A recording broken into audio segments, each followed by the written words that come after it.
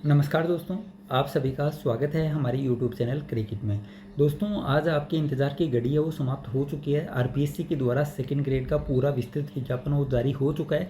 अभी देखिए पूरा वीडियो आप ध्यान से देखना, फिर आपको कमेंट करने की कोई भी आवश्यकता वो नहीं होगी कि सर मैं मेरे फिजिक्स और केमिस्ट्री है मैं मैथ से एग्जाम दे सकता हूँ, मेरे ये सब्जेक्ट है मैं मैथ से एग्जाम दे सकता हूँ या नहीं दे सकता हूँ। तो पूरे सवालों का जवाब आपको इस वीडियो के अंदर वो मिल जाएगा।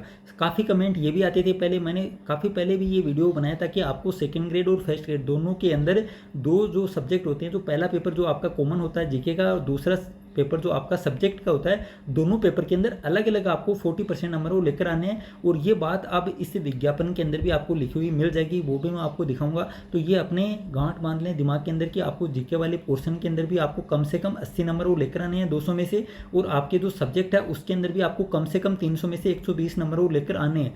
ऐसे काम नहीं चलेगा, चाहे आपके कितने भी नंबर आ जाएं। कई बार देखते हैं कि आपका जो सब्जेक्ट का पेपर है उसमें से लोग 300 में से 250 प्लस नंबर लेकर आ जाते हैं, लेकिन जीके के अंदर उनके 20 नंबर ही नहीं आते। तो ये अब काम वो नहीं चलेगा, आपको दोनों पेपर की तैयारी वो बराबर वो करनी पड़ेगी। और सिलेक्शन तभी होगा चाहे आपके पूरे में से पूरे आ जाएं, फिर भी आप बिना ज्वाइनिंग रह सकते हैं। आपको दोनों पेपर के अंदर अलग अलग 40% नंबर वो लेकर आने पड़ेंगे, बाकायदा इस विज्ञापन के अंदर वो लिखा हुआ है। ठीक है, अब देखिए आपके जो टोटल पद हैं सब्जेक्ट के अनुसार वो आप देख सकते हैं, आपकी कैटेगरी के अनुसार आप देख सकते हैं। और ये देखिए non TSP area, TSP area, Sahariya, दंडवत आरक्षण, है ना। इन सब के बारे में पहले ही बात कर चुके हैं। दंडवत आरक्षण वो क्या होता है, किस प्रकार से यहाँ पे सिलेक्शन होता है, इनके बारे में वापस से वो डिस्कशन नहीं करेंगे। ओके, अब ये देखिए बात करते हैं मैथ से, है ना। मैथ से स्पेशल बात क्यों करते हैं, क्योंकि मैथ का कोर्स हमारे चैनल के ऊपर वो चल रहा है। स्कूल सिलेबस की 139 क्लास हो चुके हैं, सिर्फ और सिर्फ 3 टॉपिक आपके बाकी हैं। एक तो दीर्घवत, एक परवलय, एक अति परवलय। ठीक है, और इसके अलावा कॉलेज सिलेबस की 2 क्लास हमारी हो चुकी हैं। परसों से हमने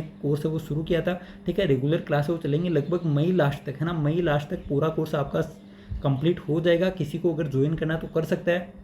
मैंने कल भी एक वीडियो डाला था कि आपको थर्ड ग्रेड और सेकंड ग्रेड दोनों का साथ में हो तैयारी करनी चाहिए। क्यों करनी चाहिए, क्योंकि जो थर्ड ग्रेड का जो सिलेबस जारी हुआ है उसके अंदर आप देखेंगे तो उसके जो सिलेबस है वहाँ से आपका 80%, है ना, 80% पोर्शन कवर हो रहा है सेकंड ग्रेड का जो पहले वाला पेपर है, जिसके अंदर हम बात करते हैं जीके की, है ना। जीके के अंदर सिर्फ और सिर्फ आपके क्वेश्चन आते हैं अलग। तो एक तो 5% जो इंडिया की ज्योग्राफी आती है वो आपकी थर्ड ग्रेड के सिलेबस के अंदर वो नहीं है ना। और इसके अलावा 5% आपके पास जो वर्ल्ड की ज्योग्राफी आती है वो भी थर्ड ग्रेड के सिलेबस के अंदर वो नहीं है। इसके अलावा थोड़ा बहुत, है ना, थोड़ा बहुत मान सकते हैं कि लगभग 10% आपकी पॉलिटी की है वो अलग है। बाकी करंट अफेयर आप देख लो, बाकी आप साइकोलॉजी वो देख लो, है ना। और राजस्थान का जीके तो है ही, भौगोलिक है, क्लास साइंस करती, इतिहास, वो सब कुछ सेम है। तो लगभग 80%, है ना, 80% आपके तैयार हो रहे हैं थर्ड ग्रेड की। अगर आप तैयारी कर रहे हैं तो वहाँ से आपके फर्स्ट पेपर, सेकेंड ग्रेड का जो फर्स्ट पेपर है, सॉरी एक मिनट, अब देखिए 80% तो आपके वहाँ से वो तैयार हो रही थी, है ना। 80% तो वो आपके तैयार हो जाएंगे, प्लस आपके ये देखिए शिक्षण विधि भी थर्ड ग्रेड के अंदर वो आपके सब्जेक्ट की वो पूछे जाएंगे। अब वहाँ से चाहे 10% है चाहे 20% है, आपको तो पढ़ना पड़ेगा, एक भी पर्सन आप छोड़ नहीं सकते। अब वहाँ से थर्ड ग्रेड से तो पर्सन आते हैं 10, और यहाँ पे आपके पर्सन कितने आ जाएंगे, 20 आ जाएंगे। तो ये देखिए 80 + 20 100। इसके अलावा आपके जो थर्ड ग्रेड का जो पेपर आएगा, जो आपका सब्जेक्ट वाला जो पेपर है उसका स्तर वो 12वीं तक का वो कर दिया, और कठिनाई लेवल वो ग्रेजुएशन कर दिया।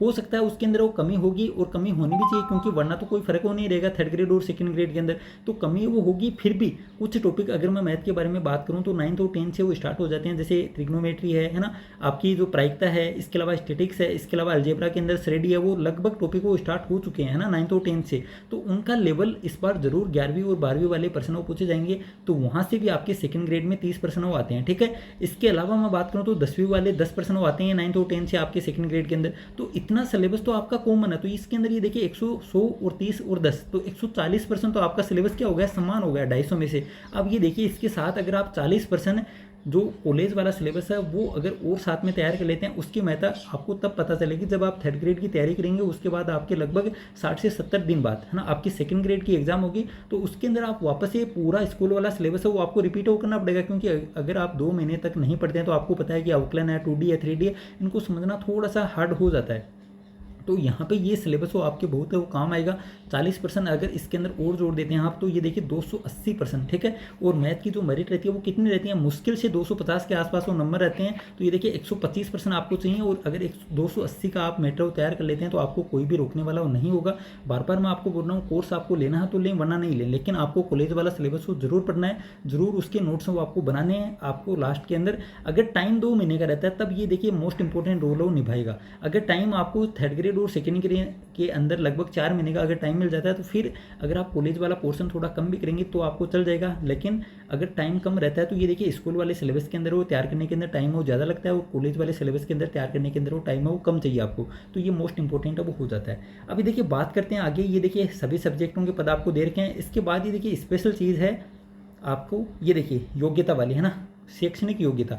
अब देखिए यहाँ पे बाकायदा वो बोल रखा है कि हिंदी, अंग्रेजी, गणित, संस्कृत, उर्दू और पंजाबी। यहाँ पर आपको ये नहीं बोल रखा कि बीए के अंदर आपके सब्जेक्ट है या बीएससी के अंदर है। काफ़ी जने ये कमेंट करते हैं कि मेरे मैथ के अंदर मैंने बीए किया और बीए के अंदर वो मैथ सब्जेक्ट था। तो ये देखिए आपके ग्रेजुएशन के अंदर है ना, ये देखिए ग्रेजुएट के अंदर आपके ऑप्शनल सब्जेक्ट वो होना चाहिए।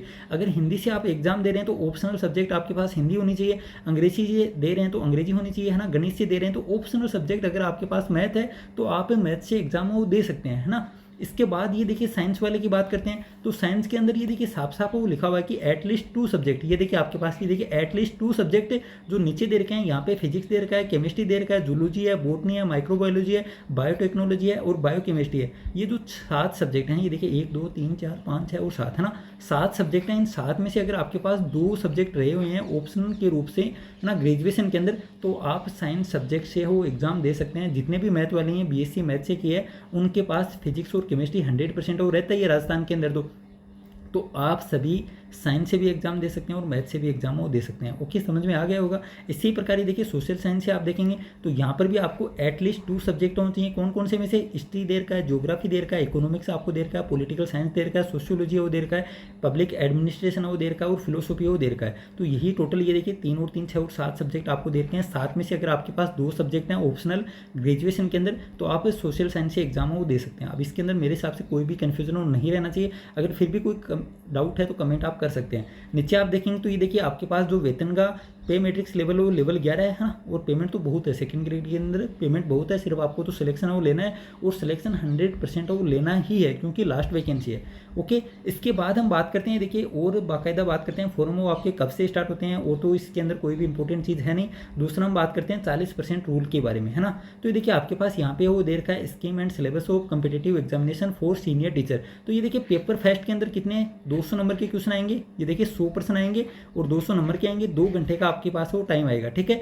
और इसके अंदर ये देखिए कौन कौन से सब्जेक्ट होंगे, यहाँ से आप देख सकते हैं। ये देखिए 4 सब्जेक्ट होंगे, नेगेटिव मार्किंग होगी, ये सब आपको पता है। लेकिन साथ में देखिए जो छठा पॉइंट है इंपॉर्टेंट है, the minimum qualifying marks for each paper shall भी 40%, ठीक है, सेल भी 40%। यहाँ पे ये देखिए साफ साफ वो दे रखा है। और ये देखिए साथ में क्या दे रखा है, ये देखिए इसको आराम से जूम करके वो देख लेना। ईच पेपर मतलब प्रत्येक पेपर के अंदर। यहाँ पे ये नहीं बोला है कि पूरा कॉमन पेपर है ना, 500 में से नहीं चाहिए आपको, अलग अलग पेपर में से चाहिए। 200 नंबर में से आप 40% निकाल लेना, 80 नंबर आपके वो आने ही चाहिए। चाहे आपके मैथ के अंदर 300 में से 300 आ जाए फिर भी आपका सिलेक्शन वो नहीं होगा अगर आपके जीके वाले पोर्शन के अंदर 80 नंबर वो नहीं है, ठीक है। ये आपको हो ध्यान में रखना है। और इसके अंदर ये देखिए आगे हो क्या बोला है कि percentage fixed as above shall be relaxed by 5% for the candidates belonging to the scheduled caste और शेड्यूल्ड ट्राइब्स। मतलब एससी और एसटी के लिए सिर्फ 5% की छूट दी गई है, इसके अलावा किसी भी कैटेगरी के अंदर कोई छूट नहीं है। मतलब जो दिल्ली के अंदर जो लागू है चीज़ वही है वो यहाँ पर वो लागू कर दी गई है, ठीक है। बहुत सारे राज्य हैं और ये देखिए लागू होने भी चाहिए। अब ये देखिए काफ़ी, मैं तो मैथ के बारे में बता सकता हूँ। मैथ के अंदर आपने देखा होगा कि काफ़ी बार मेरिट क्या होती है, माइनस के अंदर वो चली जाती है। और लास्ट टाइम फर्स्ट ग्रेड के अंदर भी एक कौन सी कैटेगरी थी मेरे को पता नहीं, लेकिन एमबीसी के अंदर -23 के अंदर वो ज्योग्राफी के अंदर वो सिलेक्शन हुआ था। अब देखिए जिसके खुद के -23 नंबर आ रहे हैं ना, टोटल आपको पता ही है 450 नंबर का जो पेपर होता है फर्स्ट ग्रेड का, उसके अंदर 450 में से माइनस का 23 नंबर है, वो आज बच्चों को पढ़ा रही है ना। अब ये देखिए ये तो गलत बात है। तो ये 40% रूल है वो वास्तव में मोस्ट इंपॉर्टेंट है। और पेपर भी इस प्रकार से वो आना चाहिए कि 40% मार्क्स तो कम से कम आए, ठीक है। अब कई बार पेपर वो इतना टफ बना दिया जाता है कि 40% नंबर वो आते ही नहीं है, तो इतना भी मुश्किल हो पेपर ना आए, पेपर थोड़ा ईजी आए है ना, उस हिसाब से आए कि 40% नंबर तो लेकर आए, वरना सीटें वो खाली रह जाएंगी। लेकिन फिर भी रूल अच्छा है।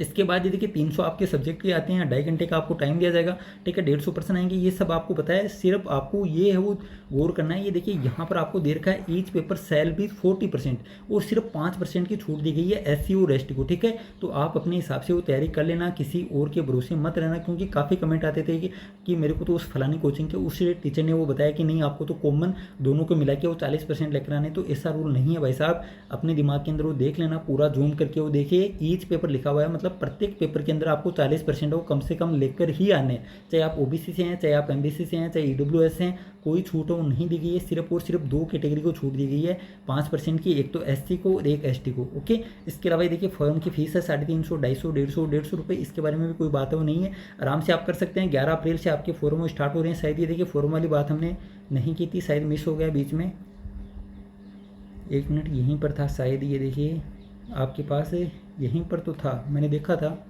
ठीक है। लेकिन 11 अप्रैल से 10 मई है, शायद आप देख लेना, ठीक है। इसके अंदर वो मिल जाएगा, वो 11 अप्रैल से फॉर्म वो स्टार्ट हो जाएंगे और 10 मई आपकी लास्ट डेट है। लास्ट डेट का इंतजार आपको नहीं करना है, क्योंकि ये देखिए आपने देखा होगा लास्ट जो भी 2 या 3 जो वैकेंसियाँ थी उनके जो फॉर्म भरे गए थे उसके अंदर डेट है वो नहीं बढ़ाई गई थी। तो लास्ट डेट का आपको इंतजार वो नहीं करना है, जैसे ही फॉर्म स्टार्ट हो उसी के साथ आपको फॉर्म भर देना। आपको तो भरना है, चाहे आप मतलब अभी भरो चाहे आप 10 मई को भरो, तो आपको फॉर्म जब अप्लाई करना है तो लास्ट डेट का इंतजार आप क्यों करते हैं? वो मेरी समझ से बाहर है। फिर कहते हैं एग्जाम में मतलब जो एक्सटेंड करो डेट को, हमने फॉर्म नहीं भरा, तो ये गलत बात है ना। आपको फॉर्म के लास्ट डेट को नहीं देखना है, लास्ट डेट से पहले ही आपको फॉर्म अप्लाई कर देना। ये देखिए शायद मिस हो रहा है, कहीं पर ध्यान वो नहीं जा रहा है, लेकिन 11 अप्रैल से वो आपके फॉर्म स्टार्ट हो जाएंगे, ठीक है। ये मैंने आपको बता दिया और खुद भी आप देख लेना। और 10 मई आपकी क्या होगी, लास्ट डेट होगी फॉर्म की। ओके, और सभी बातें हम डिस्कशन वो कर चुके हैं, पहले ये रहा है ना, ये देखिए ये मिल गया। 11 अप्रैल से वो फॉर्म स्टार्ट हो जाएंगे और 10 मई है वो लास्ट डेट है। ओके, अभी देखिए 40% वाला रूल है वो मोस्ट इंपॉर्टेंट है, उसी के अनुसार आपको तैयारी करनी है। इस वीडियो के अंदर इतना ही, और कोई आपके डाउट हो तो आप कमेंट कर सकते हैं, आपको रिप्लाई वो दिया जाएगा। इस वीडियो में इतना ही। थैंक यू, जय हिंद, जय भारत।